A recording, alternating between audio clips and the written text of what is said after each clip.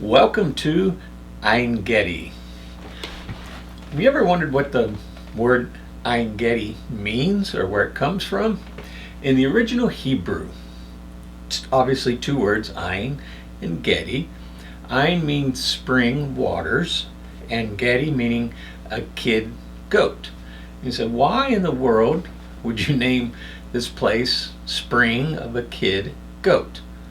Well, let's go back in time a little bit and let's take a look at what this place really is and some things that have happened there, and it might give us a better clue and picture of how it got its name.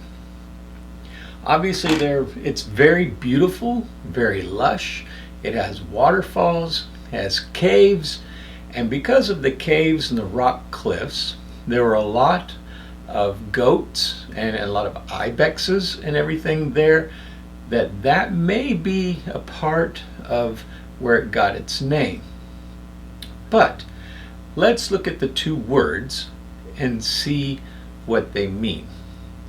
If you take the word Ein and you take each letter of the Hebrew alphabet that makes up the word Ein, it says, to see and understand nations is to witness the divine deed of life's deliverance, a jubilee of grace and restoration, from the three letters Ein, Yud, and Nun.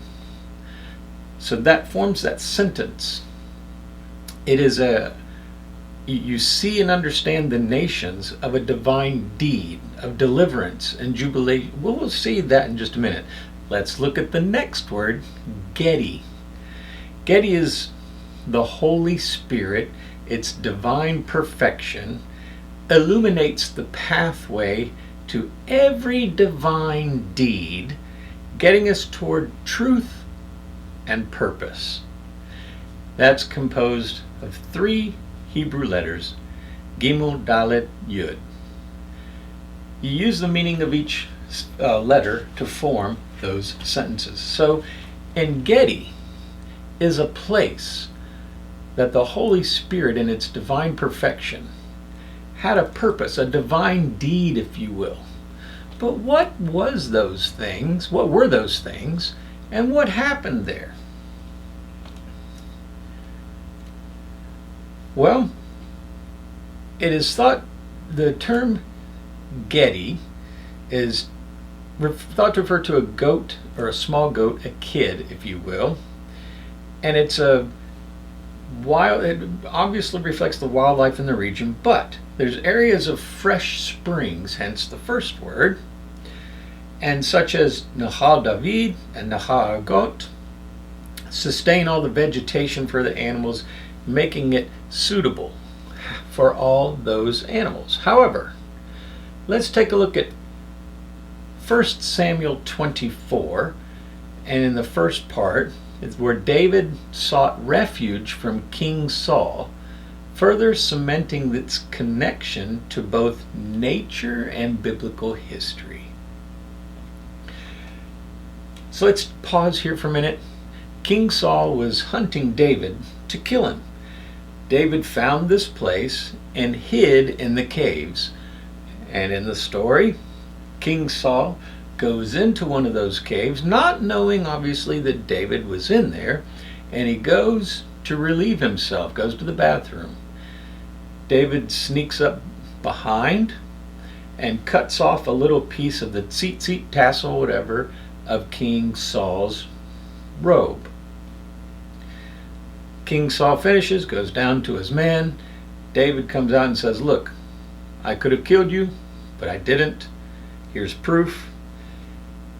So here's a divine deed led by the Holy Spirit, because David's men wanted David to kill King Saul. He said, no, I'm not going to do it. I'm not going to lift my hand against the God's anointed king. So he was led by the Holy Spirit to do a divine deed. Now, let's take a look at this in another way. And look at the name. You have King Saul. King Saul is over all of Israel, the first king of Israel, chosen by God. he goes and hunts David to kill him, who was anointed by Samuel to be the next king of Israel. And while hunting him, he was that close to he was in the same cave as David, but didn't see him. So you have David, the kid goat. Do you see where we're going here?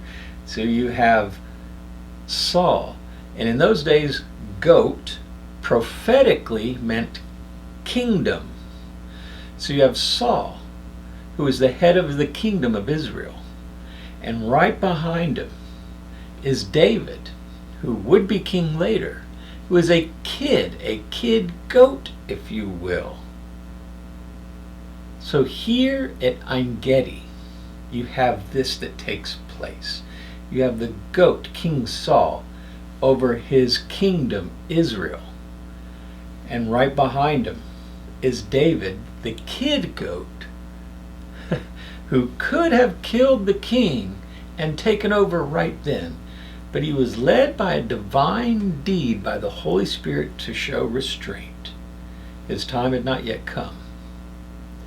And so, here, at the spring of a kid goat